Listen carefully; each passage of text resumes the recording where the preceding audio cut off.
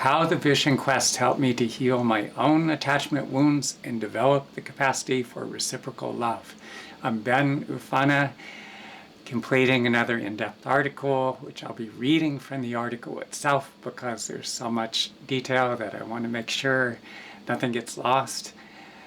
And I'm recording from Midtown Manhattan right now. There's nearby construction from another building and ambulances that seem to go off every 5 minutes, so hopefully there won't be too much background noise. Anyway, let's dive in.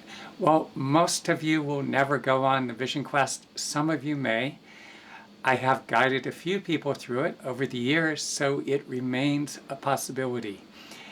Either way, it's something worth speaking about, not only as a potential path, but also to offer insights into Native American healing practices, and so you have a clearer understanding of the process I facilitate and how it fits into both my one-on-one work and the broader message I'm sharing with the world. I spent much of my teens somewhat isolated in Southeast Texas. I would often go to the Stephen F. Austin State University Library and check out stacks of books on the various Native American tribes and read through them one by one. I'm not sure when I first heard about the Vision Quest, but I do remember at the age of 14, as I was reading the account of the Lakota doctor Blackout, thinking that if I was ever given the opportunity, this is what I would do with my life. At 17, I had left on my own and made it as far as southwestern Oklahoma, where I landed among a community of Kiowa Indians. I immediately immersed myself in the local Kiowa community and its traditions, spending lots of time in the powwows and sitting up all night in the peyote meetings with the native elders. And it was in one of those meetings that I first met my mentor, Horace Daukei, one of the last surviving traditional Kiowa doctors. Horace passed on portions of his own healing gifts to me and then had me go on the Vision Quest in order to earn the right to work with these gifts of healing. The Vision Quest typically involves fasting alone in the mountains for 4 days and nights without food or water. The apprenticeship I went through with Horace was intense. Much of the time was spent assisting him while he doctored his patients. Horace also wanted to see how determined I was to receive the power the Native people commonly refer to as medicine, and he was constantly testing me. Sometimes he would make the sweat lodge so excruciatingly hot that it would have had other people begging him to open the door. At other times, he put me in situations where I had to rely on my instincts to survive, like when he dropped me off in the middle of the Hopi Indian Reservation with $30 in my backpack and said, "Make it the best you can." In total, I spent 3 years apprenticing with Horace. Then I re-enrolled in college and used the next 2 years to reassemble myself while completing a degree. For much of my 20s, I felt like I was just getting my feet on the ground, lacking many essential resources and struggling at times, yet gradually building a practice.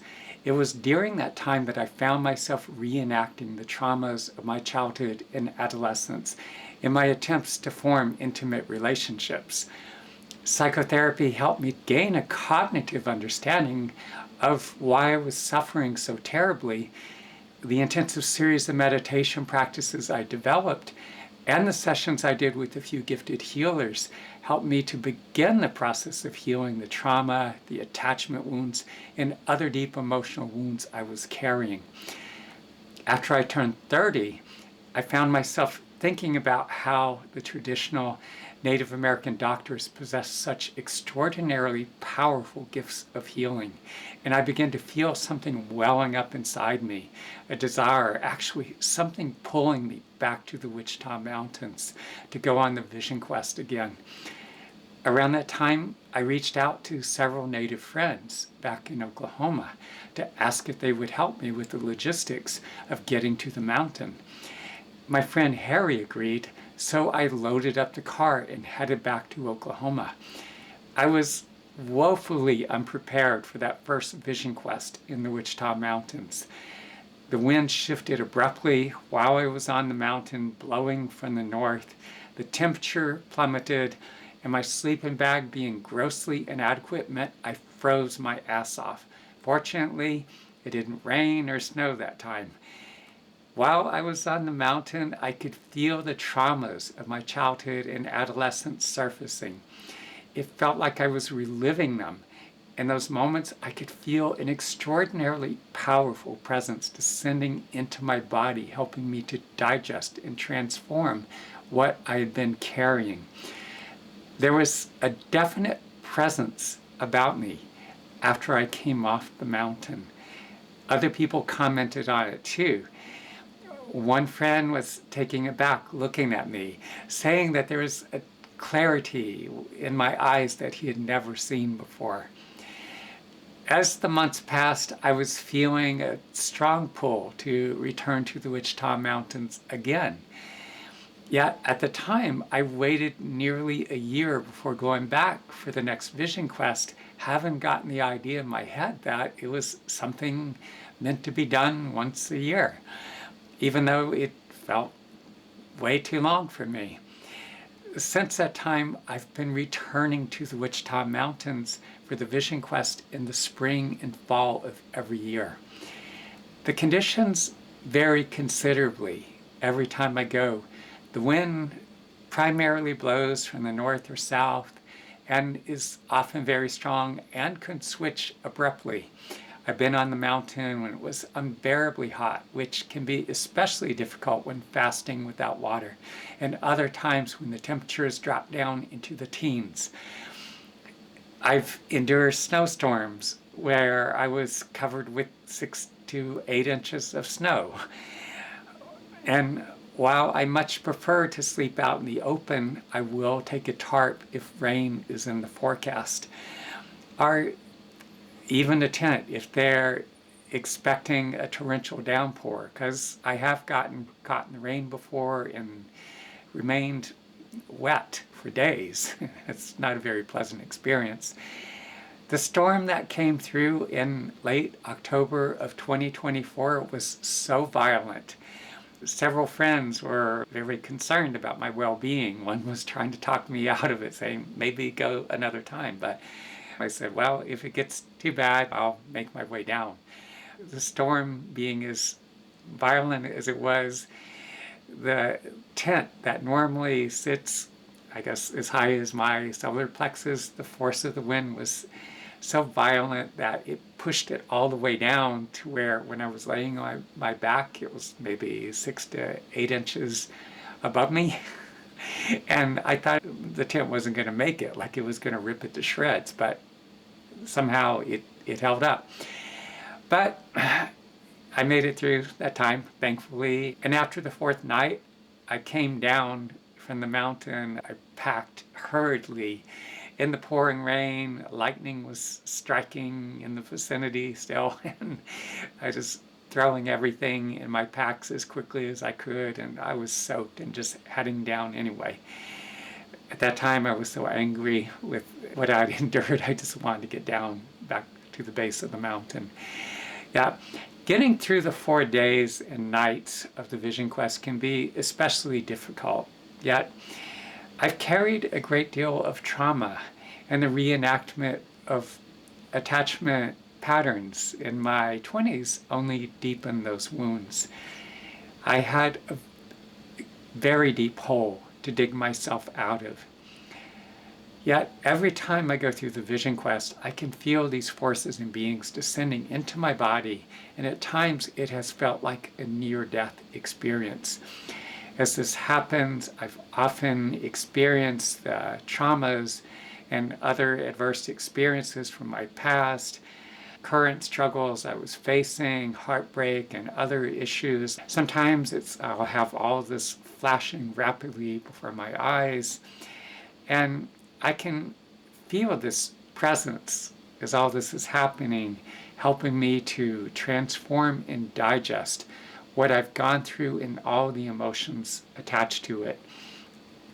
Native Americans often spoke of how their doctors acquired the medicine they possess, the specific gifts or powers received during the vision quest that enable them to facilitate healing and do other things that were considered extraordinary and at times even miraculous. Many of these individuals possessed what we would now call paranormal abilities. There are times when I've been on the vision quest when I felt a very specific presence descend into my body. And I would be having these profound visionary experiences as that happened. And later on, after coming down from the mountain, the same presence would at times show up to assist individuals I was working with who were dealing with certain health-related issues or whatever challenge they were going through in their life, traumas they carried that they had been suffering with for some time. In the months preceding the vision quest, I can feel a heaviness from the stresses I'm dealing with. And every time I go, I feel a sense of having let go of much of what I've been carrying. And I often think to myself afterwards, after I come down from the mountain, it's like, wow, I really needed this. There's a definite sense of being lighter, freer, and that I'm more capable, that I have more the resources I need to deal effectively with whatever challenges I'm facing. For quite some time, I found myself forming attachments to women who were unavailable or disinterested, and a few who were quite abusive. When I was struggling with these attachment patterns, especially in my 20s and up into my 30s, my internal models of attachment were so screwed up. And many times when I got on the vision quest, I would be digesting all my lived experiences of loss or whatever was going on in my relationships at the time, things going back to childhood and adolescence, all that trauma, the deeply wounding experiences I'd carried for years or decades. Over time, I've been able to feel a new foundation taking shape. As that happened, the quality of my relationships has continued to improve. And going through the vision quest, I have to say, has done more than anything else to heal these wounded parts of me. What one experiences during the vision quest is so unique to each individual. Going through the vision quest all these times has played a huge part in healing my childhood and adolescent traumas, attachment wounds, loss, and other things I've gone through in my relationships and other areas of my life. Were you to go on the vision quest, your experience may be completely different. We all go through a lot in our lives, some of us much more than others. We're facing all kinds of challenges, stressful situations, hardships, losses, and adversity. So much of that accumulates in our bodies along with the emotions we're not able to process. As those emotions backlog inside of us, we become very stagnant. For many of us, it slows, if not completely stops, healing and growth. One of the things I fear most is stagnation. And I greatly appreciate that going through the vision quest helps me to keep digesting and cycling through whatever I'm dealing with in life. So I continue to heal and grow. Going through the vision quest can be extraordinarily difficult at times. And it's not something I usually recommend to others, but a small percentage of the people I've worked with over the years have gone through it. And it's turned out to be a very positive thing for them. You can reach out to me if that's something you feel called to do. Trained by a traditional Native American doctor and having gone through so many vision quests, I work as a conduit to facilitate healing within the bodies and minds of others, as Indigenous healers have done for thousands of years. And even for those who do not go on the vision quest, people I work with experience healing and growth that is in many ways comparable to what they would experience if they were to go.